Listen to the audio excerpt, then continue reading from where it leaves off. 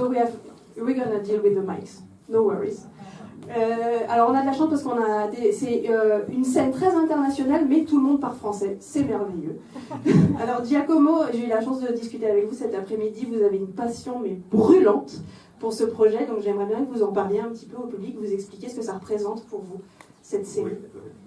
Parmi les miracles du nom de la rose, il y a le premier, c'est que je suis encore vivant. Et ça, c'est pas... Et c'est la vérité. Ça a été un combat difficile, mais formidable et excitant. Et je pense que ce livre n'est pas un roman, mais c'est un livre, un grand livre qui contient un roman. C'est le roman policier. C'est l'histoire d'une enquête sur un serial killer dans une abbaye dans les montagnes, un peu comme je disais, comme l'hôtel de Shining. Mais c'est un livre, ça c'est l'élément romanesque, l'élément qu'on peut développer dans 2 heures, comme ça a été fait dans le film, dans les beaux films de Jean-Jacques Hano. Là, nous avions 8 heures, donc on avait la chance de plonger dans ce livre et parler des choses qui sont très actuelles, dont ce livre parle, c'est-à-dire le terrorisme religieux, la séparation entre État et Église, la démocratie, la femme, l'amour. C'est avant tout un roman d'initiation. Et donc j'ai essayé et ça a été le combat le plus difficile, j'ai essayé de donner et de transporter ce que je trouvais formidable, exceptionnel dans les pages, de les montrer dans l'écran, de le faire devenir action. Et après, l'autre grande chance que j'ai eue, c'est d'être entouré de comédiens extraordinaires. Et vous savez, tous les réalisateurs vont dire dans les interviews, c'est un bon casting, c'est le casting idéal. C'est a posteriori, c'est vrai et faux dans le même temps. Cette fois, pour moi, je le dis avec toute sincérité, c'était vraiment un espèce de miracle. Mais il y avait un casting où chaque personnage était le mieux pour les caractères que Ko avait écrit. Le mieux. C'était chaque comédien que je vois autour, de grands comédiens, au dernier, tous étaient les personnages de Ko pour moi. Et donc, ça a été vraiment, le plus mes cheveux deviennent blancs, le plus le plaisir, c'est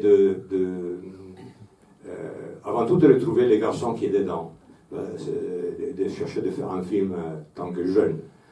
Mais surtout, c'est le travail avec les comédiens. Ça, c'est le grand bonheur de ma profession.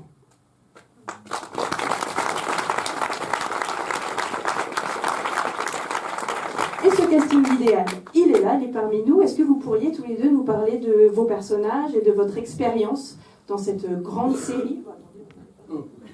Juste un tout petit peu, mais seulement pour dire que je suis très fier d'être ici. Et merci Giacomo, merci Paloma.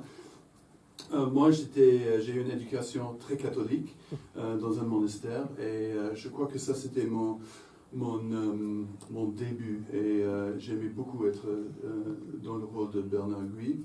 Et c'est toujours bien de jouer le vilain. Et j'espère que ça vous plaît.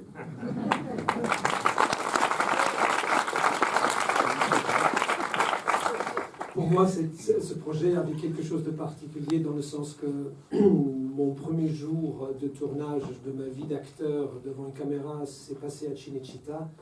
Et me voilà 30 ans plus tard, 25 ans plus tard, à nouveau à Cinecittà.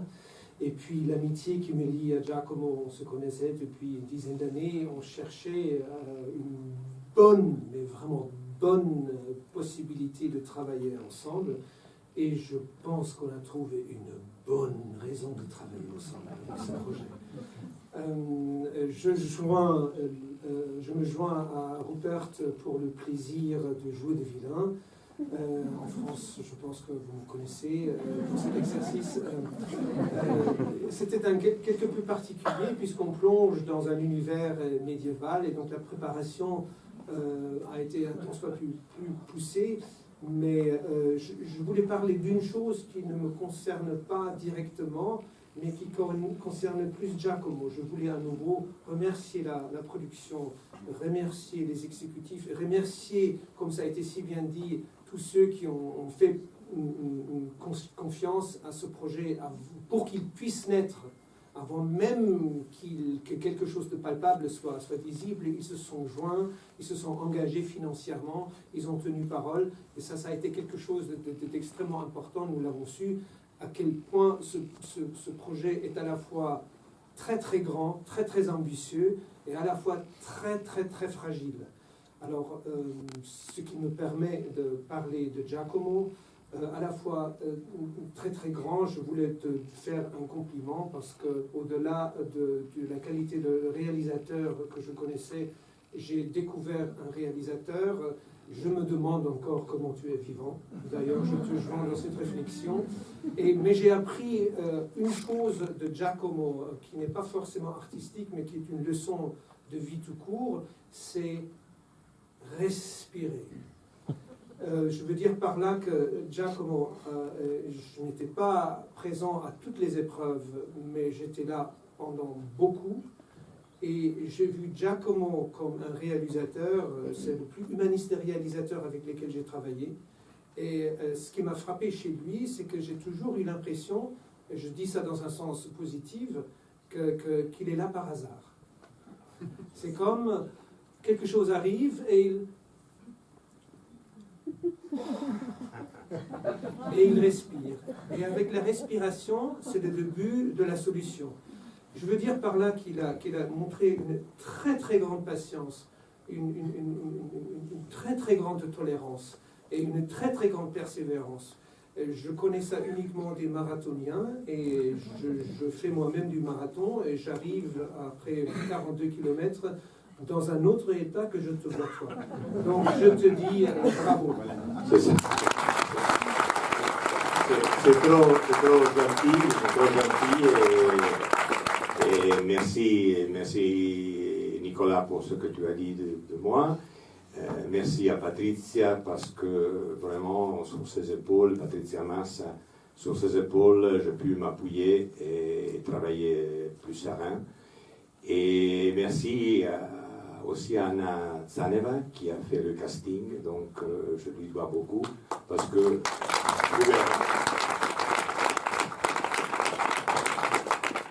bon, on vous a ennuyé à suffisance, voilà.